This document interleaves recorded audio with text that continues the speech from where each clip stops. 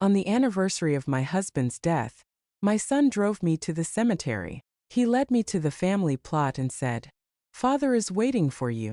Your place is here now next to him. Goodbye."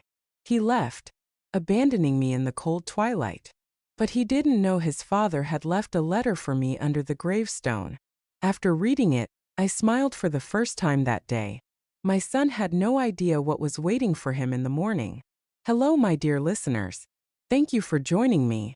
Please subscribe to the channel, give this video a like, and I would be so interested to know which country you are listening from. Please write it in the comments. Enjoy the story. A full year without Michael. The calendar on the wall had mercilessly counted off 365 days, but for me time had stopped on that February afternoon when he was gone. This morning was no different from any other. The same gray light outside the window, the same quiet hum of Charleston waking up. But inside me was a ringing silence that I only knew on this day. I decided to hold a modest memorial at home, not for guests, but for memory, for myself and for him. From early morning, the kitchen was filled with the scent that only comes on special, sad occasions. I was making his favorite shrimp and grits, measuring the grits, rinsing them in cold water until it ran perfectly clear. I cooked them slowly, making sure each grain was perfect.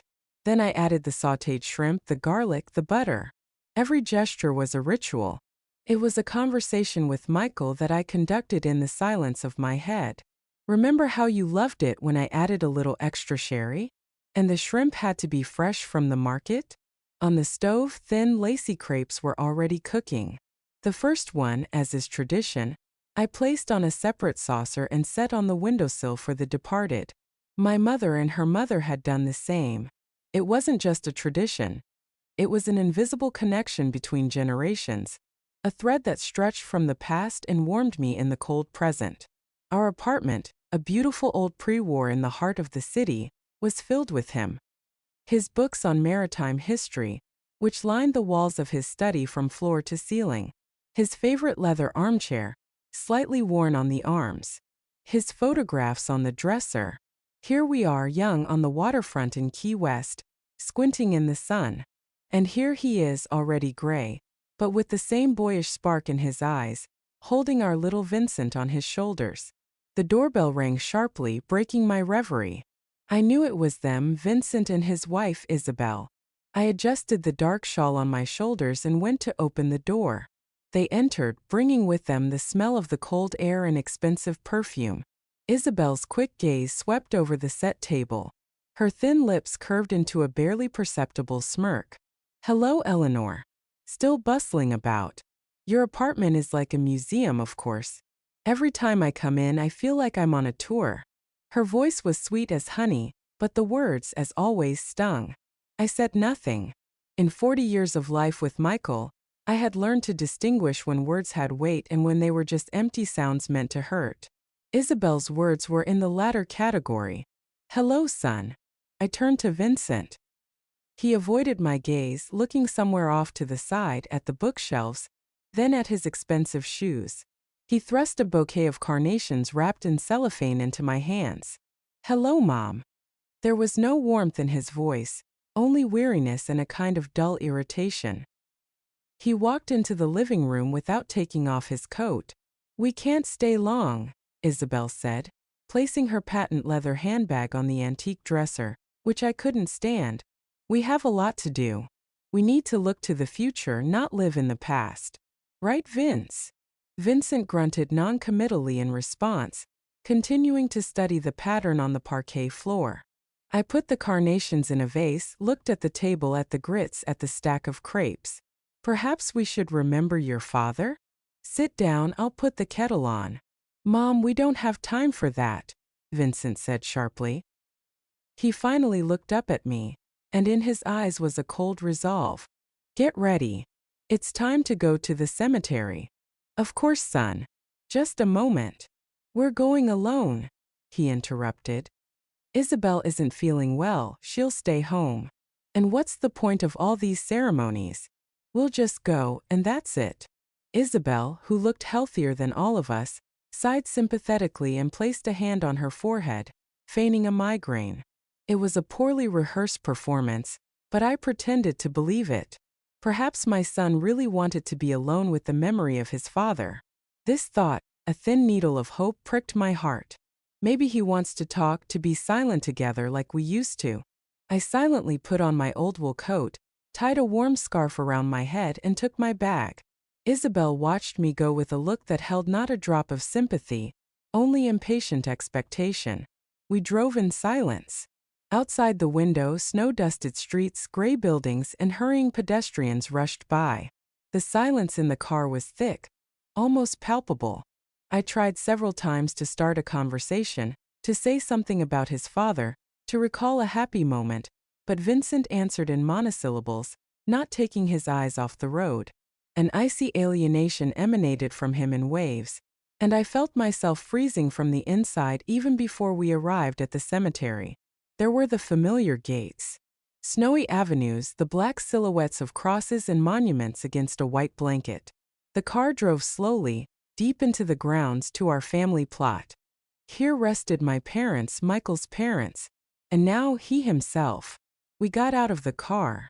The cold wind immediately seeped under my coat, making me shiver. Vincent took out the carnations, silently placed them on the granite slab under which his father lay. I stood beside him, looking at the letters carved in gold.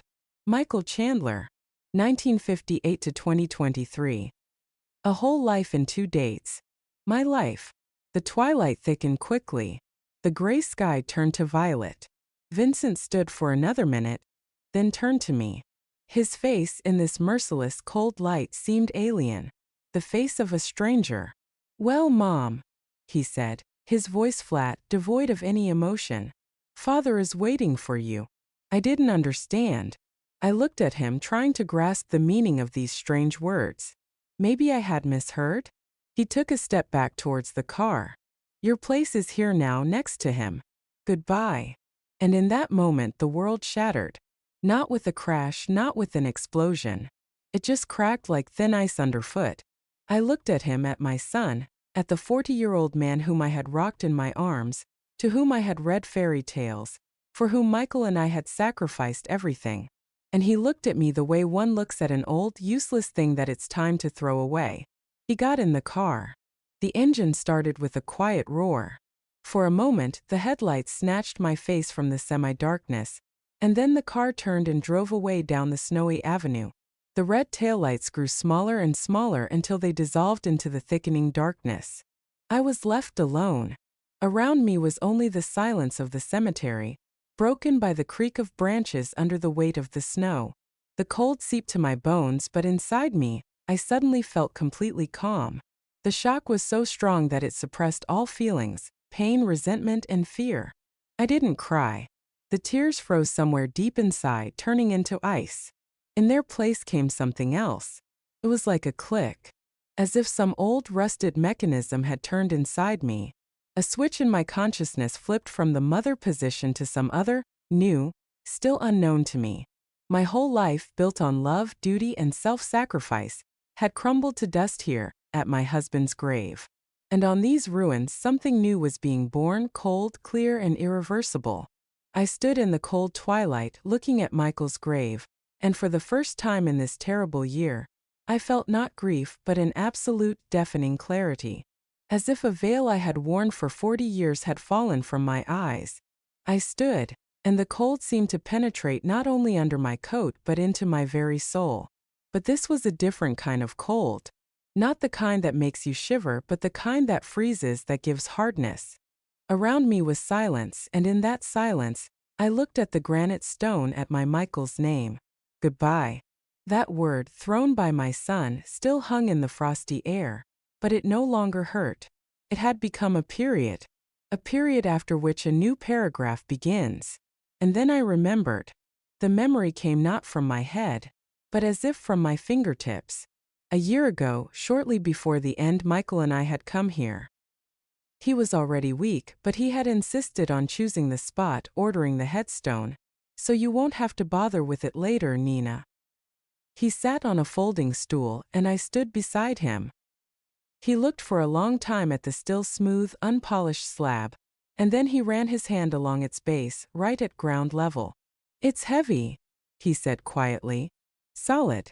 If you ever feel the ground giving way under your feet, just touch it. All our strength is here, in the foundation." At the time I thought it was just a beautiful metaphor, a way to comfort me.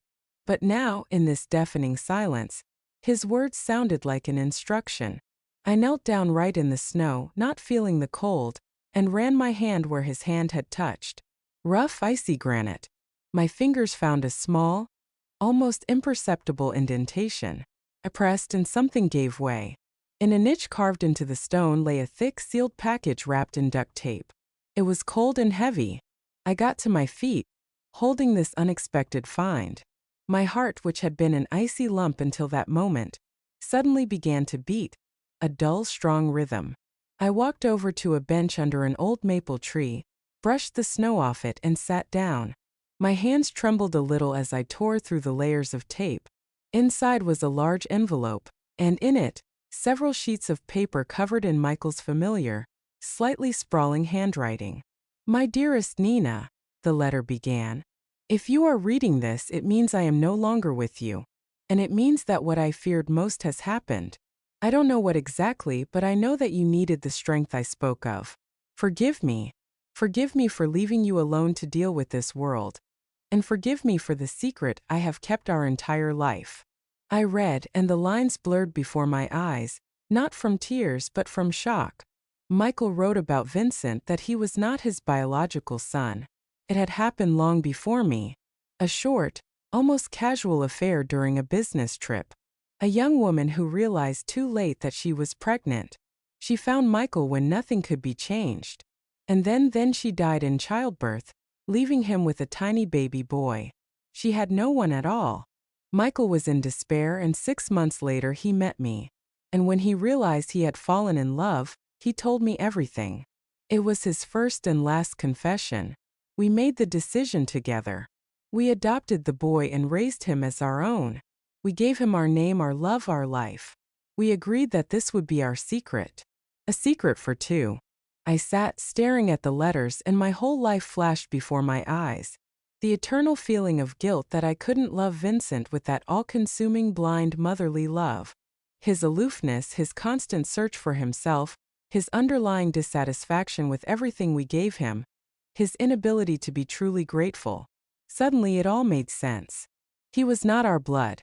He was our choice, our duty, our responsibility. I saw his weakness, Nina, Michael wrote on, and I saw the predatory gleam in his wife's eyes. I saw how they looked at our apartment at the summer house as a resource, not as a home. I was afraid that when I was gone they would try to break you, and so I had to protect you.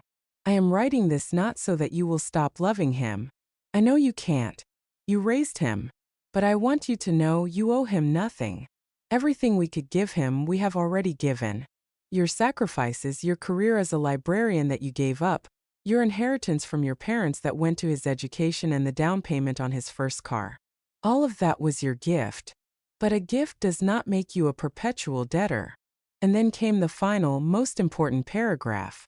Everything we have, the apartment, the summer house, our modest savings, is in your name only, according to the documents. I took care of that many years ago when I rewrote the deeds.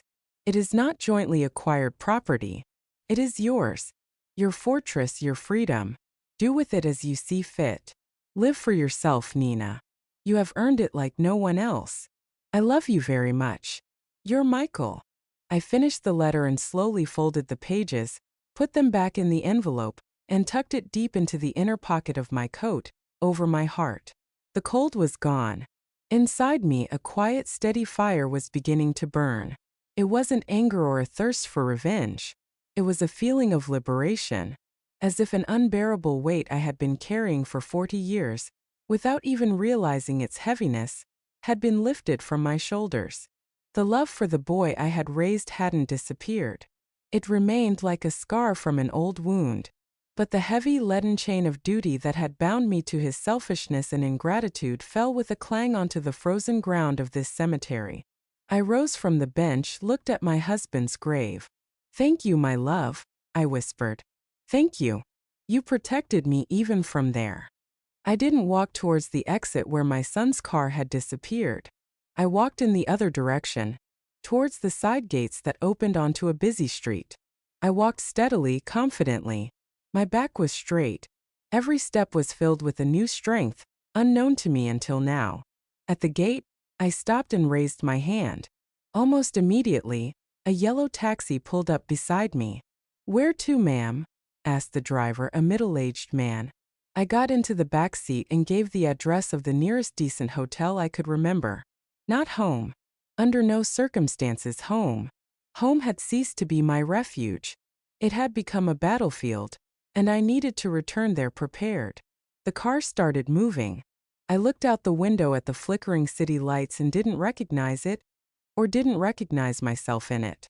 At the hotel, I took a small but cozy room. The first thing I did was take out my phone. My fingers didn't tremble. I found a number in my contacts. Not a lawyer's number, not the police. The number of a person I trusted absolutely. My great-niece, Anna. The daughter of my late niece, a bright, smart, honest girl, a law student. The only person in our large family who always called just to ask how I was doing. Who listened to my stories about books and didn't consider me a museum piece. I pressed call. After a few rings, her cheerful voice came on the line. "Aunt Nina, hello. I was just about to call you to offer my condolences. How are you?" I took a deep breath. "Hello, Anna. I'm fine. Even better than you think. I really need your help." After hanging up with Anna, I felt a warmth spread through my body. Her voice, full of sincere concern and then resolute support, was like a sip of water in the desert. "Aunt Nina, I understand everything. I'm on my way now. Don't be afraid of anything, we'll sort it all out." She didn't ask unnecessary questions, didn't gasp, didn't lecture. She just believed me. For the first time in many years, someone believed me without reservations. I sat in the anonymous hotel room, which could have been in any city in the world. Cream-colored walls, standard furniture, a view of the lights of other people's windows. And in this anonymity, I felt safer than in my own apartment, steeped in memories. The very apartment where, I was sure, their celebration was now beginning, a celebration of their freedom from me. I could imagine in the smallest detail what was happening in my home that evening. My imagination, honed by decades of reading good books, painted the scene with merciless accuracy. Vincent returns from the cemetery, enters the apartment, shakes the snow from his coat. Isabel meets him in the hallway. Her face, a mask of impatient questioning. He says nothing, just nods. It's done. And I could see her tense shoulders relax, and on her lips, that triumphant smile she usually reserved for the purchase of a particularly expensive item. The smile of a predator that has secured its prey. "Finally, Vince," she whispers, her voice oozing with relief.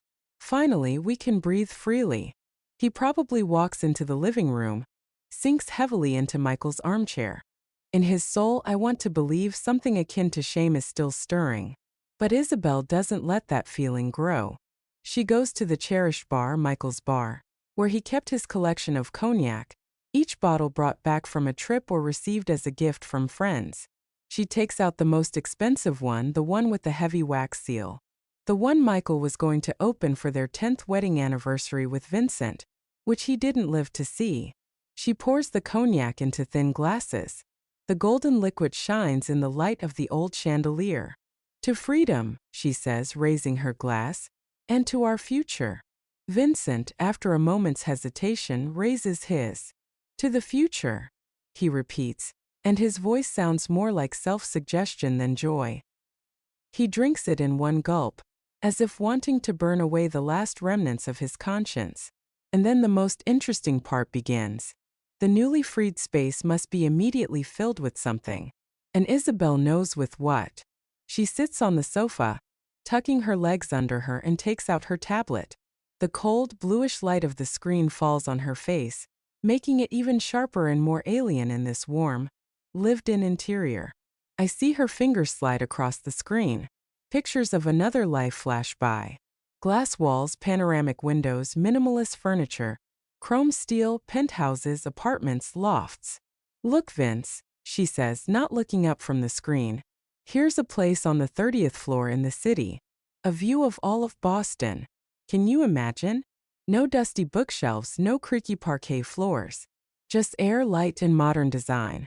We'll sell this junk, the summer house, and it will be just enough.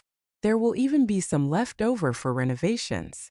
She says this junk while sitting on the sofa that Michael and I bought in the 80s, had it reupholstered when Vincent was born. She looks at pictures of sterile interiors while being in a room where every object has its own story, where a photograph on the wall is not a decorative element, but a frozen moment of happiness. Vincent comes up, looks over her shoulder. He might want to object, to say that his childhood is here, that everything is familiar here, but he is silent. He is too weak to resist her pressure.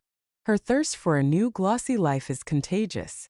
It promises him success, status, liberation from the shadow of his successful father and his perpetually dissatisfied mother. He gives in. He has long since given in.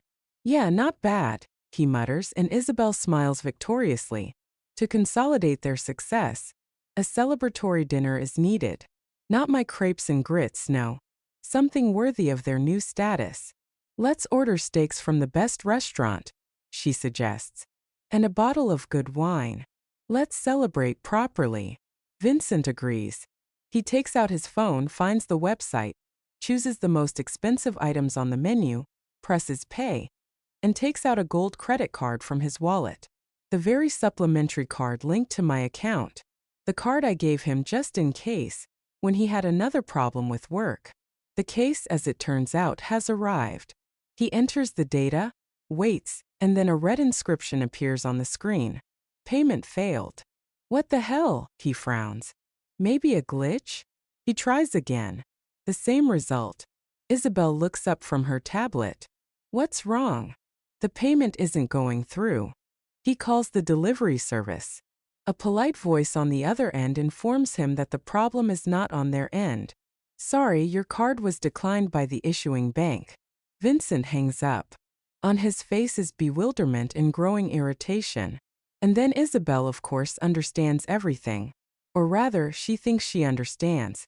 She lets out a short, contemptuous laugh. Oh, I see. Mommy decided to throw a tantrum. She's offended.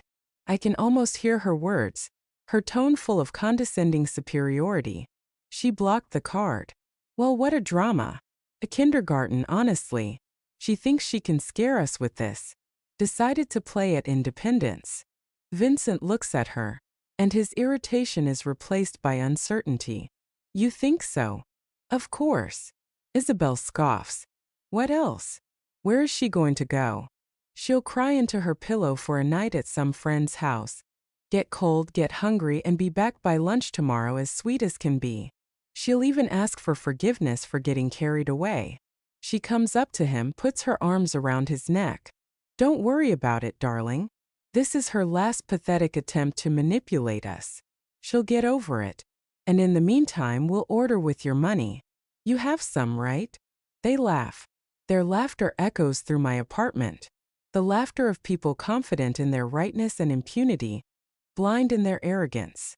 I sat in the silence of the hotel room, and this imaginary laughter rang in my ears. They didn't understand. They didn't understand anything. They had mistaken the first tremor of a tectonic shift for a minor earth tremor. They had mistaken the sound of an avalanche ready to cover them for the rustle of autumn leaves. They thought it was my whim, my hysteria, but it wasn't. It was a declaration of war. And to a war, as you know, you don't come empty-handed. And I, thanks to Michael, was armed to the teeth. And they would find out about it very soon. The morning at the hotel was strange. The sunlight piercing through a gap in the heavy curtains was impersonal, foreign. I woke up not to an alarm clock, but to a feeling of inner silence. For the first time in many years, I wasn't thinking about what to make for Vincent's breakfast. I wasn't remembering that Isabel had a cosmetologist appointment today, and I shouldn't disturb her. For the first time, my thoughts belonged only to me. There was a soft knock on the door. It was Anna. When I opened it, she didn't rush to me with hugs and lamentations. She just looked me in the eye, seriously like an adult, and said quietly, "Hello, Aunt Nina. I brought you coffee and a fresh pastry." We'll need our strength. There was more tact and wisdom in this 19-year-old girl than in my 40-year-old son. She placed a paper cup of coffee and a bag from the bakery on the table. We had breakfast almost in silence. I briefly, without extra emotion, recounted the previous day, finishing with the story of my father's letter. She listened without interrupting, her face becoming more and more focused. When I finished, she said only one thing. My classmate is currently interning at a very good law firm. Her supervisor is a specialist in family and property law. His name is Andrew Sterling. They say he is very tough and principled. Exactly what we need. I've arranged a meeting for 10 a.m. I nodded. The plan began to take shape. The lawyer's office was in an old apartment building with high ceilings and a quiet, creaky elevator. Andrew Sterling turned out to be a man in his 50s with piercing, intelligent eyes and a face that expressed no emotion. He shook our hands and offered us a seat. I placed the folder with the documents I always kept at home, the deeds to the apartment and the summer house, the certificate of ownership, and of course Michael's letter, on the polished table. Andrew Sterling put on his glasses and began to carefully study the papers. Silence reigned in the office, broken only by the rustle of pages. Anna sat next to me and I felt her calm support. She didn't fidget, didn't sigh, she was just there and it gave me strength. The documents are in perfect order, Eleanor, the lawyer finally said, setting aside the deed to the apartment. Your late husband was a very far-sighted man. The apartment, as well as the summer house plot, are your personal property. Your son has no rights to them. Absolutely none. He paused, looking at me over his glasses. However, the fact that he and his wife lived with you may give them grounds to go to court with a claim for recognition of the right of use. It's unlikely, but they can cause some trouble. Our task is to act preemptively. I was ready for this. I thought this was the main problem we had to solve. How wrong I was. Right now, I will prepare a notice of your demand to vacate the premises and cancel the powers of attorney for managing your bank accounts, as well as block all supplementary cards. That's the first thing to do. He turned to his computer and began to type quickly. I watched his focused profile and felt the stone that had been weighing on my soul become lighter. I was not alone. I had protection. So, he muttered to himself, accessing some databases. Eleanor Chandler. Let's check just in case if there have been any recent actions on your real estate properties. No, it's clean. Now let's check the court registries. Sometimes people start acting before they announce their intentions. It was a standard procedure as I understood it, a routine check. But suddenly, the lawyer's fingers froze over the keyboard. He leaned closer to the screen. I saw his face, previously impassive, momentarily turn to stone. He took off his glasses, wiped them, put them back on, and read the lines on the monitor. Anna tensed. I also felt a chill of foreboding run down my spine. Andrew Sterling was silent for several long, deafening seconds. Then he slowly, without a single word, turned the monitor towards us. I looked at the screen and the air ran out. On a white background, in black letters, was the title of the document. Petition for the establishment of guardianship and recognition of a citizen as legally incompetent. And below, in the petitioner field, was the name, Vincent Chandler. In the interested person field, Eleanor Chandler. My gaze slid further and caught on words that made my blood run cold. A medical conclusion was attached to the petition. I didn't know the clinic, I didn't know the doctor's name, but I saw the diagnosis written in bold next to my name. Progressive senile dementia. Loss of ability for self-care, critical thinking and decision-making. Constant supervision in a specialized institution is recommended. Senile dementia. I looked at these words and the world around me narrowed to this screen. I suddenly understood everything. Their haste, their confidence, their laughter last night. They didn't just want to kick me out of the house. They wanted to erase me, to destroy me as a person, to lock me in the four walls of a nursing home, where I would slowly fade into oblivion, while they calmly sold off my life piece by piece. The plan was monstrous in its simplicity. To have me declared insane, to become my guardians, to gain full control over my property, to sell everything, and to hand me over like a useless thing. That's why Vincent had spoken so confidently at the cemetery. Your place is here now. He didn't just mean the grave. He meant the end of my life, the end of my existence as a person, as a personality. He had already written me off. The court hearing was scheduled in 3 weeks. They had acted quickly.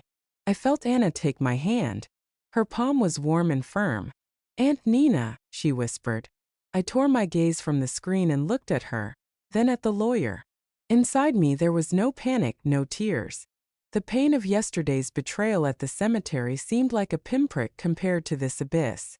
It was something beyond comprehension. Clinical, calculated cruelty, cloaked in legal formulations. And at that moment, the last drop of pity for my son, which may have still been lurking somewhere in the farthest corners of my soul, evaporated. Its place was taken by a cold, steel-like rage. Not hysterical, not screaming, but a quiet, focused rage of a person who they had decided to bury alive. "Mr. Sterling," I said, and my voice sounded surprisingly even and firm. "What can we do about this?" The lawyer looked at me with a new genuine respect. "Eleanor," he replied, and metal rang in his voice, "they have made a colossal mistake. They have brought a forged document to court. This is no longer a family dispute. This is a criminal offense.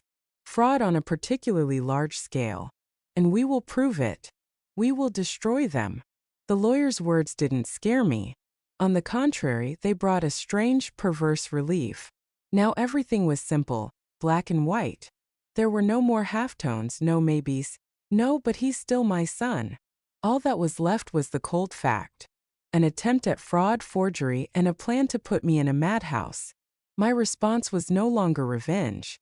It was self-defense. Andrew Sterling acted with the speed and precision of a surgeon.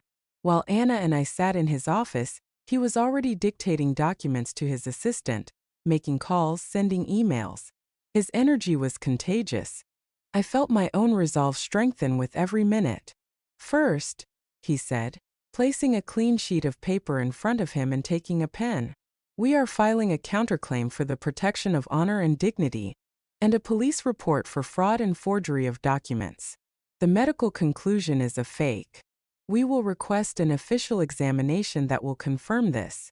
The doctor who signed this either does not exist or will become an accomplice.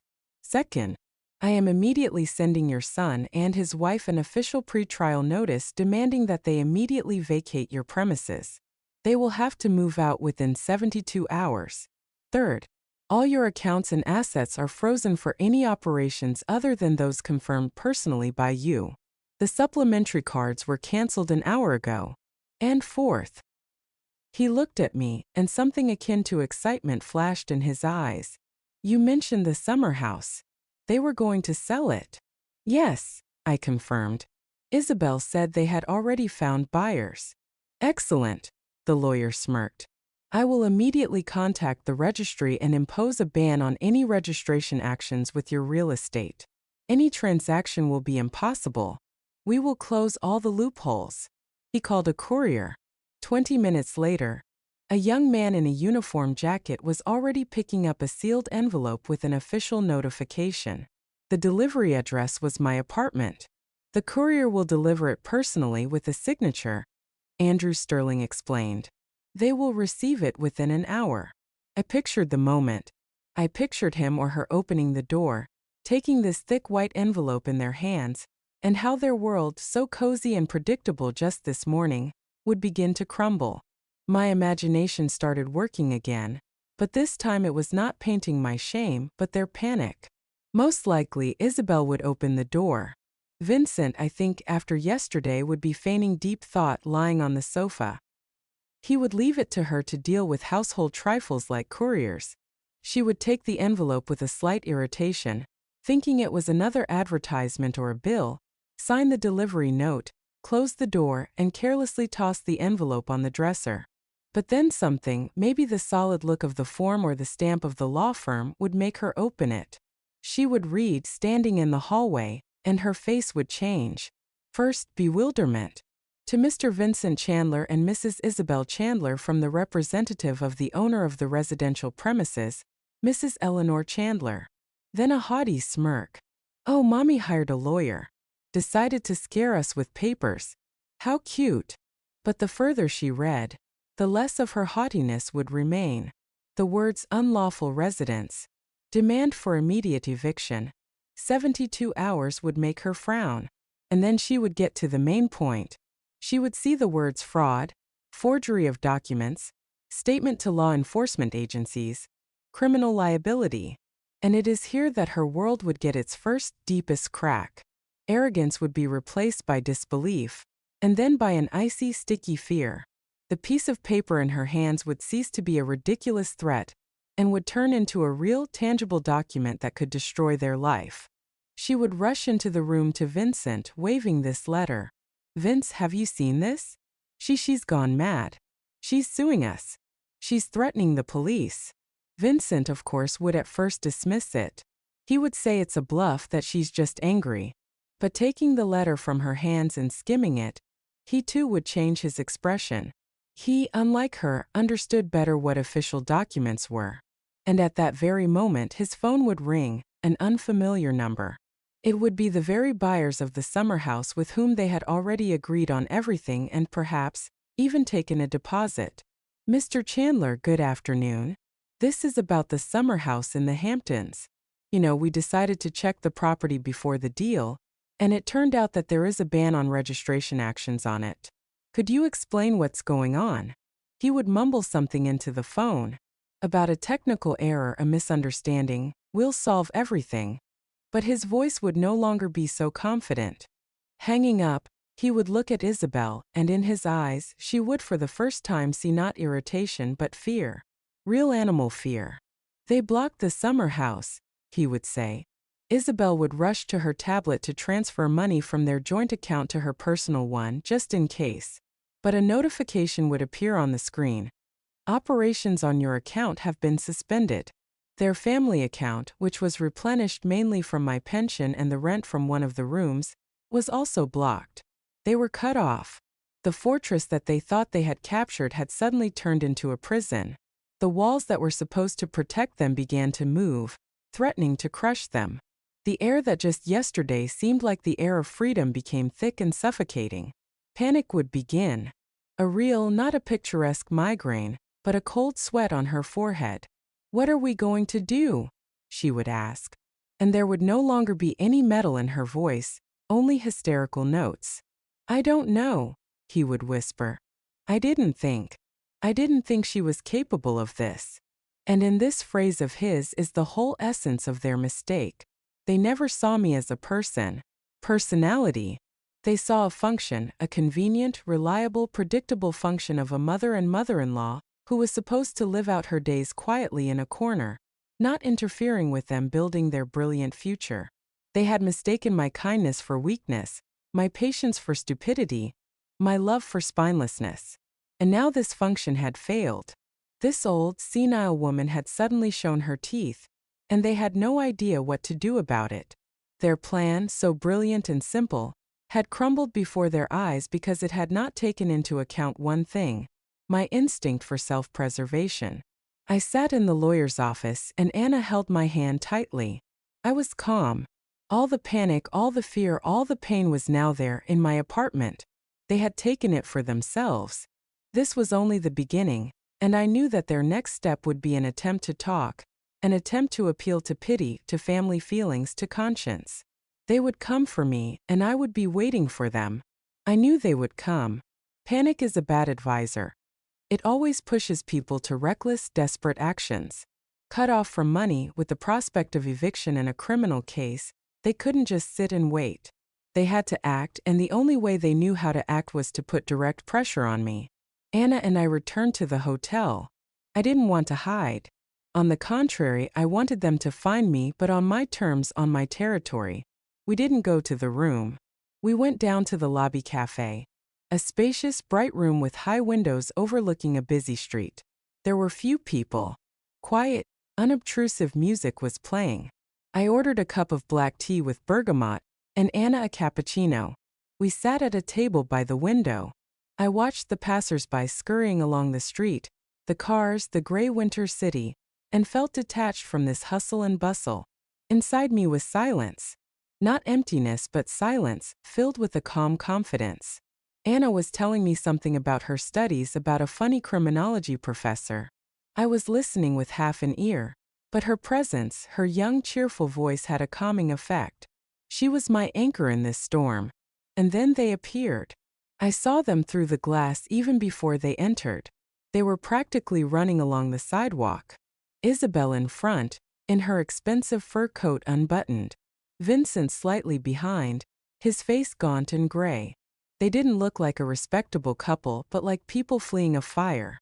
The revolving doors of the hotel opened, and they burst into the lobby. Their eyes darted around frantically, and they noticed us almost immediately. Isabel pointed a finger at our table, and they moved towards us. Not walking but almost marching, cutting through the calm atmosphere of the lobby like a knife through butter. A few patrons turned to look at them in surprise. I took a small sip of tea. The hot, fragrant liquid warmed me from the inside. I placed the cup on the saucer without making a sound. Anna fell silent and looked at me. I gave her a barely perceptible nod, letting her know that everything was under control. They approached our table. Isabel literally loomed over it, leaning on the tabletop. Her face was contorted with anger, her eyes flashing lightning. Vincent stood behind her like a shadow, his gaze fixed on me. It was a mixture of resentment, fear, and confusion. "There you are," Isabel exhaled, her voice sharp and unpleasant. "Hiding in hotels, drinking tea in cafes, while your only son is going crazy with worry." Worry. What an interesting word she chose. I was silent. I just looked at her calmly without looking away. My silence seemed to anger her even more. "What are you doing, huh?" she continued, almost breaking into a scream. "Some letters, lawyers, threats. You decided to destroy our family, to throw your own son out on the street? Is this your gratitude for everything we've done for you?" She paused to catch her breath, and then Vincent spoke up. His tactic was different. Not a direct assault but manipulation. He tried to press on the most painful points. "Mom," he began, and wounded filial notes rang in his voice. "Mom, come to your senses. What's gotten into you? I'm worried. We haven't slept all night looking for you. I thought something had happened to you and you're doing this to me, to your own son. How could you? Is that how mothers act? Father would never have approved of this." Father. He dared to mention his father, the man whose will he had betrayed in the most monstrous way. I continued to be silent. I let them talk. I saw how their words, meeting no reaction, no emotional response, hung in the air and fell to the floor like empty shell casings. They were used to me reacting, making excuses, giving in, crying, feeling guilty. My impenetrable calm was pulling the rug out from under their feet. They were like boxers punching water. "She's silent," Isabel shrieked, turning to Vincent. "Look at her. She's sitting there like a queen. And this one," she threw a venomous glance at Anna, "has found herself a new advisor. This little brat has been telling you to kick your own family out of the house." Anna didn't even flinch. She sat with a straight back and looked at Isabel the way one looks at an ill-mannered, capricious child. Vincent took a step forward, walked around the table, and tried to take my hand. "Mom, please. Let's go home, we'll talk, we'll discuss everything, we'll take back these stupid papers, everything will be as before. I'm asking you, for the sake of my family, for the sake of your grandchildren." His touch was like an electric shock. I slowly, without any sudden movements, pulled my hand away. I had let them vent everything. All their poison, all their false resentment, all their manipulative self-pity. When they had finally exhausted themselves and a tense silence hung in the air, broken only by their heavy breathing, I looked up at Vincent. I looked him straight in the pupils deeply so that he would understand that I saw right through him, all his weakness, all his fear, all his lies. And I began to speak quietly, but so that every word hit its mark. "You talk about your father. You talk about family, about how a mother should act." I paused, letting the words sink in. "Now tell me, son, how should a son act? Should he forge documents to put his own mother in a home for the insane?" Vincent's gaze froze. His pupils dilated. He turned so pale that his face became the color of hospital walls. He recoiled from me as if from a blow. Isabel, behind him, froze with her mouth half open, her face elongated, an expression of absolute, animal terror frozen on it. They hadn't expected this. They thought this was their main secret trump card. They didn't know that I knew. You signed the papers, I continued in the same even icy voice. To have me declared insane, to lock me up, to sell my home, and to throw me out to die. I was looking only at him, at Vincent. The world around ceased to exist. There was only me and him, a mother and the one she considered her son. After this, I finished, we have nothing more to talk about. I slowly took a few bills out of my wallet, exactly enough to cover my tea and Anna's coffee. I placed them on the table, stood up, and adjusted the scarf on my shoulders. Anna, let's go. I walked towards the exit. Without looking back, I felt their gazes on my back. Gazes full of shock, humiliation, and powerless rage.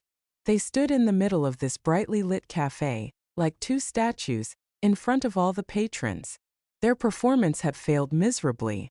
The curtain had fallen, exposing the full ugliness of their plan. We went out into the cold but fresh air. I took a deep breath. I had won. It wasn't just a victory in an argument. It was a victory over my own past, over my own naivety. But I knew this wasn't the end. A cornered animal becomes especially dangerous, and they would make one last, desperate attempt. After our meeting at the cafe, a silence fell. An anxious, ringing silence, the kind that precedes a storm.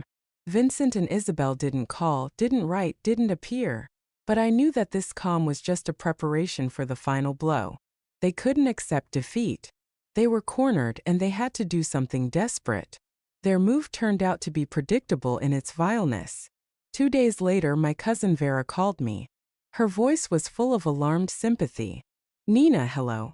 Listen, there's something. Vincent called, crying into the phone. He says you're completely beside yourself with grief.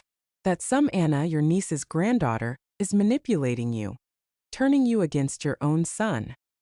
He and Isabel are so worried. They're afraid you'll do something foolish with the apartment.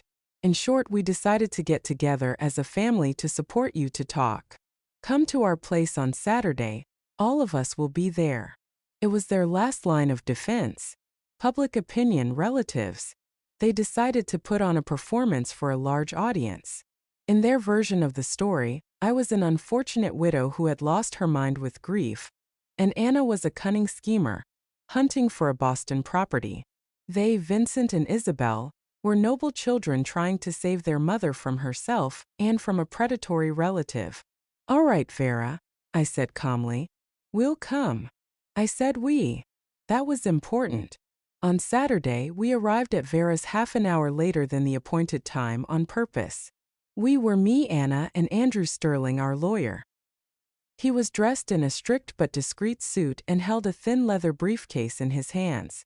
When Vera opened the door for us, her face showed surprise and slight displeasure.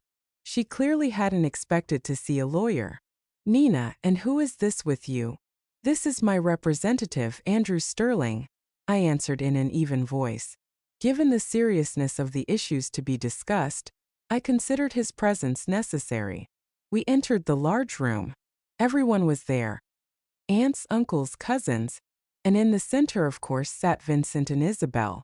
Isabel was clutching a handkerchief in her hands. Her eyes were red. From tears or from a sleepless night, I didn't know. Vincent sat next to her, hunched over. Universal sorrow was written on his face. He was playing the role of a tragic hero, a misunderstood and slandered son. Our appearance with the lawyer had the effect of a bombshell. The conversations fell silent. All eyes were on us. I saw curiosity, condemnation, pity in them. They had already heard Vincent's version. Now they were waiting for mine. Sit down, Eleanor, my Uncle Paul said, trying to speak placatingly. We're not here to fight. We just want to understand what's going on. Vince says you want to sell the apartment, to leave his family, your grandchildren, on the street. Isabel immediately chimed in, sobbing.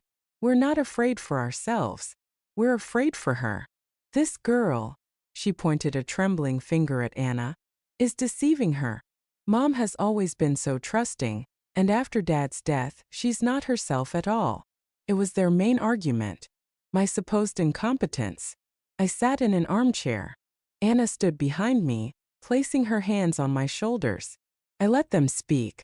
Let everyone present hear their lies in all their glory. Vincent stood up. He began to speak, and it was a speech he had obviously rehearsed. He spoke of his filial duty, of his love for his father, of his concern for me. He spoke beautifully with a catch in his voice. I understand it's hard for Mom. A year has passed, but the pain hasn't subsided. And in such a state, it's easy to fall under someone else's influence. It's easy to believe that your closest people are your enemies. I don't hold it against her. I just want to protect her. I must preserve my father's legacy, our home, our family. It is my duty to his memory. He finished his speech on a high note, and a sympathetic murmur went through the room. My sister Vera had already taken out a handkerchief. The picture was almost perfect.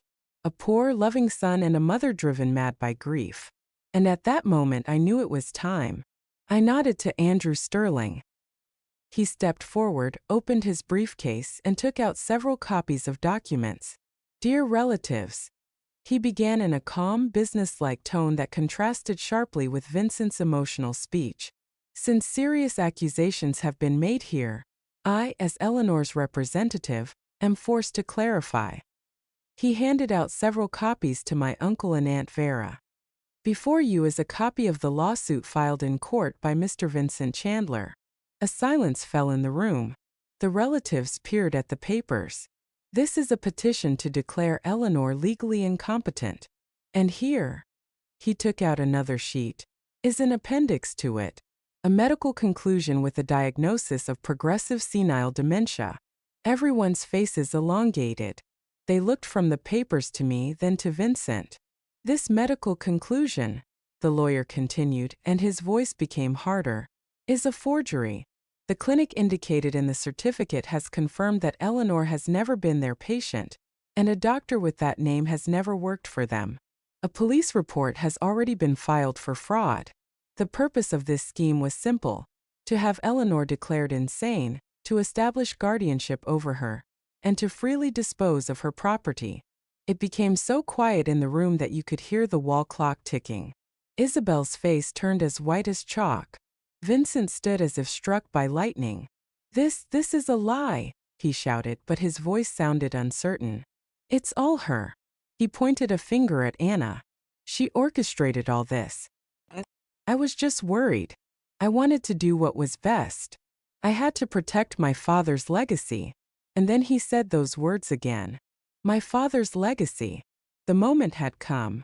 I slowly rose from my chair. All eyes were on me. I looked at Vincent.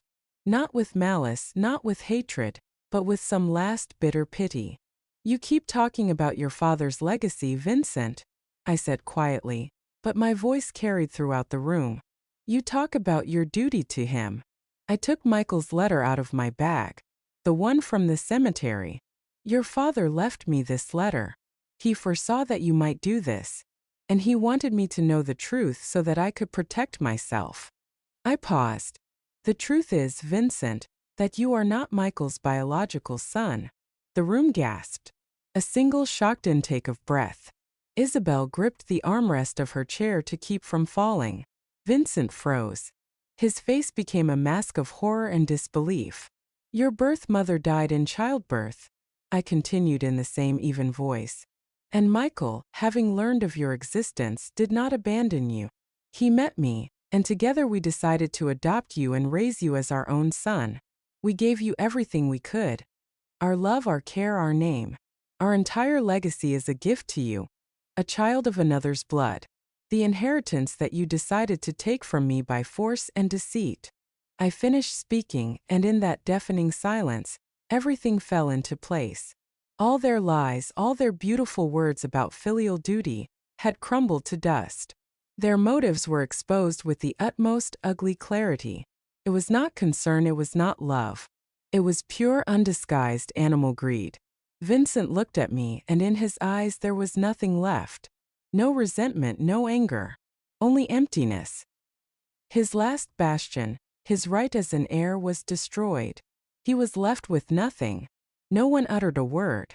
The relatives silently lowered their eyes. They understood everything. The performance was over. After that family council, I never saw Vincent or Isabel again. Their defeat was complete and public. None of the relatives took their side. The story of the forged certificate and the attempt to put me in a nursing home spread through our large family faster than an autumn fire. Their shame was total. They moved out of my apartment the very next day. Silently, like thieves, leaving behind a mess and a feeling of emptiness. I didn't even have to resort to bailiffs. The lawyer withdrew the lawsuit, but the police report for fraud remained. I didn't inquire about the outcome of their case. Andrew Sterling said they received a suspended sentence and a large fine. It didn't matter to me. My war had ended that day in my sister Vera's living room. Everything else was just legal formalities. 6 months passed. Winter was replaced by spring, and spring by a hot, sultry summer. During that time, my life changed beyond recognition. The old apartment and the summer house were sold quickly and profitably. I didn't haggle. I just wanted to turn that page, to get rid of the walls that remembered too much. Today, I am sitting in my new apartment. It is small but incredibly bright. Huge windows overlook a quiet green courtyard. There is no bulky old furniture. No dusty bookshelves from floor to ceiling. Only the essentials. Light shelves, a comfortable armchair, a large table by the window, and a sofa on which things are now laid out. An open suitcase is on the floor. Anna, my savior, my dear girl, is flitting around it. She is laughing, trying to solve the impossible task of fitting her entire life for the next 6 months into one suitcase. Aunt Nina, look, this is crazy, she laughs. This Italian dictionary weighs as much as a cast-iron bridge. Maybe I should leave it. Absolutely not, I smile. The dictionary is the most important thing. How will you ask where Botticelli's Birth of Venus is in the Uffizi Gallery? Anna is going to Florence for a semester on an exchange program. She had dreamed of it so much, but her modest scholarship and her parents' help would never have been enough for it. Now it is enough. I look at her, young, beautiful, full of hopes and plans, and I understand that I did the right thing. To invest money not in square meters and walls, but in the future of a person who believed in you, that is probably the best investment in the world.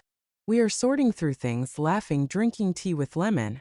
The apartment smells of freshness, paint, and a little lavender from the sachets we put between the sweaters. There is no smell of the past here. No smell of resentment, sacrifice, and disappointment. It smells of the future. Oh, I completely forgot. Anna slaps her forehead and takes an envelope out of her backpack. They gave this to me at the post office. It's for you. I take the envelope. There is no return address on it. Only my name and the new address. I recognize the handwriting. It's from Vincent. The first letter in 6 months. My heart stops for a moment. Anna looks at me with concern. Maybe you shouldn't? I have to, Anna. I say quietly. I have to put a final stop to it. I open the envelope. Inside is a short letter, only a few lines. Mom, I know I have no right to call you that. I just want you to know. Isabel and I divorced. I left Boston. I'm working on a construction site in Alaska. I've been thinking a lot. I'm not asking for forgiveness because I know I don't deserve it. I just want to say thank you for my childhood. Goodbye. I finished reading and slowly folded the sheet. There was no gloating, no joy. Only a quiet, bright sadness. As for a stranger whose story had ended sadly. He had made his choice. I had made mine. Our paths had diverged forever. I went to the window and simply tore the letter into tiny pieces, which the wind immediately picked up and carried away. That's it. The end. In the evening, after seeing Anna off to the airport, I return to my empty but not lonely apartment. I turn on a dim floor lamp. I brew myself a cup of that same tea with bergamot. I sit in my favorite armchair by the window. Outside the glass, the lights of a big city are lit.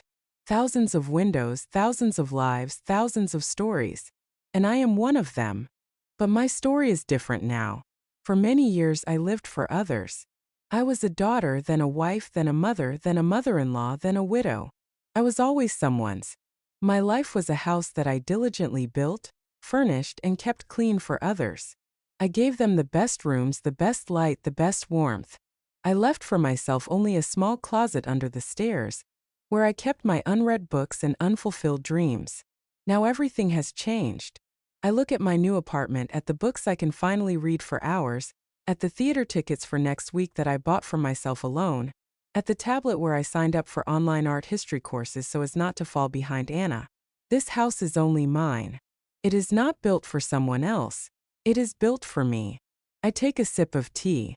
The silence in the room no longer seems frightening to me. It doesn't crush. It doesn't mean loneliness. It is silence, sovereignty, the right to be myself, the right to live my own life. For 40 years my house was full of people. Now it is full of silence. For the first time in my life I feel truly at home. I am just Nina. And that, it turns out, is quite enough. Thank you for being with me until the very end. If this story touched you, please give it a like and write in the comments what feelings it evoked in you. Subscribe to the channel so you don't miss new stories. Take care of yourself, your loved ones, and always, no matter what happens, choose yourself. Be healthy and live truly.